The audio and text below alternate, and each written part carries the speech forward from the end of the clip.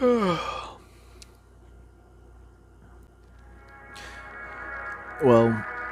it's currently 12:48 right now, and as you can tell, I'm tired. So today we are going to be ranking MCU shows, more specifically Disney Plus MCU shows. I'm going to be ranking current installments and upcoming installments. And that's pretty much it. I don't really know what else to say for this intro, so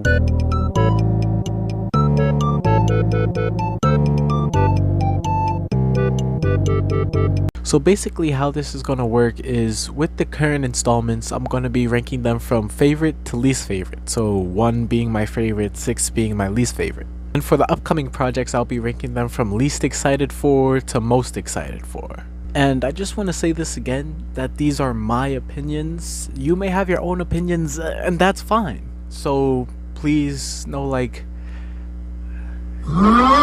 with all that being said, my number 1 for the current installments would have to be Loki. In my opinion, I feel like the story was amazing, it was visually stunning, and come on, who doesn't love Owen Wilson? And overall, it was just all out entertaining.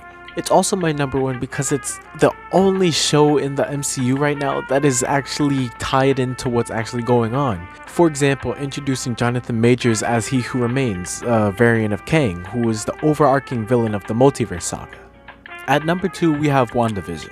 For me, this series is really phenomenal, especially the last 2 episodes. I felt like it did Scarlet Witch justice, and it made me feel for her even more. The show was also very enjoyable due to the curiosity of it all, since it was a sitcom throughout most of the episodes. I feel like the only thing bad about this show was that there's too many fan expectations, which ruined the whole vibe of the show. Up next at number 3, we have Moon Knight. Except for some iffy CGI moments, overall it's still a great series. I love the Egyptian aspects, I love the emotion, I love the action, and don't even get me started on the acting. Oscar Isaac acted his ass off, and it shows. Even though the ending felt a bit rushed, I didn't mind it at all.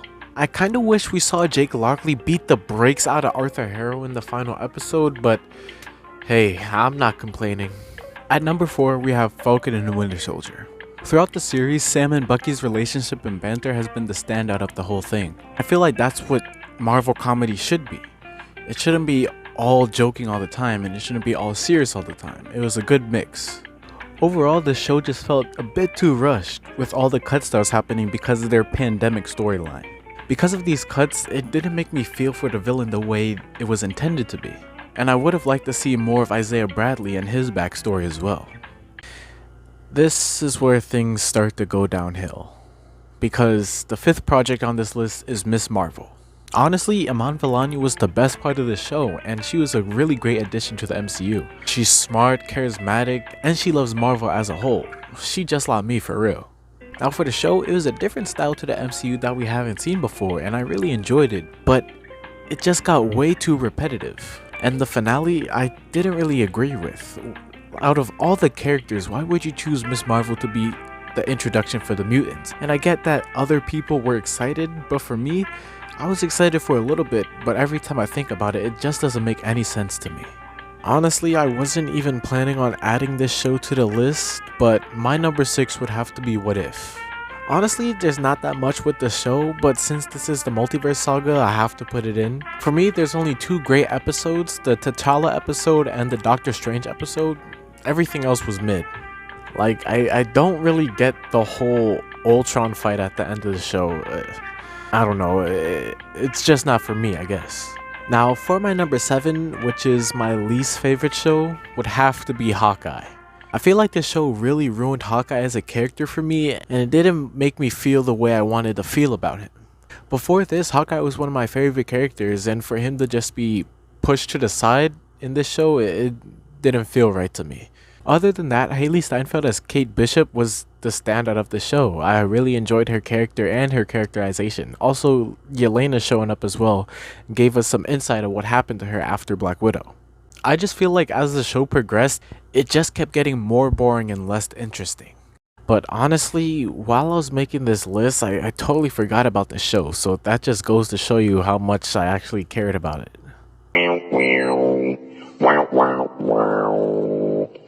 Now for this part of the video, I'm not going to be including She-Hulk or I Am Groot because they've already been aired or they're currently airing right now. Now with all that out of the way, my least anticipated show would have to be Spider-Man freshman year. Like, don't get me wrong, I'm gonna enjoy some new Spider-Man content, but I was kinda hoping for it to be canon to the MCU Spider-Man. You know, to be honest, I'm just kinda tired of the multiversal stuff right now. See, after Comic-Con, I was kinda with it. I mean, you have Charlie Cox's Daredevil coming back, great. The villains, they're comic accurate, that's fine. New friend group, okay. But the thing that really disappointed me and the thing that really took me out of this show was that if this was Peter's first year being Spider-Man, why does he have a Future Foundation suit? And you may be saying, oh Danny, you're looking too much into it, it's a different suit, da da da da da. But the thing is, you cannot have a Future Foundation suit without the Fantastic Four. And for Future Foundation to exist, Human Torch must die and Spider-Man must take his place. This is his first year. But anyways, I can go all deep into this, but we have more to cover. Now for number 9, we have What If Season 2. Honestly, I just really want there to be more character-driven stories, like a real What If episode, like the Doctor Strange, the Peggy Carter, or the T'Challa episode.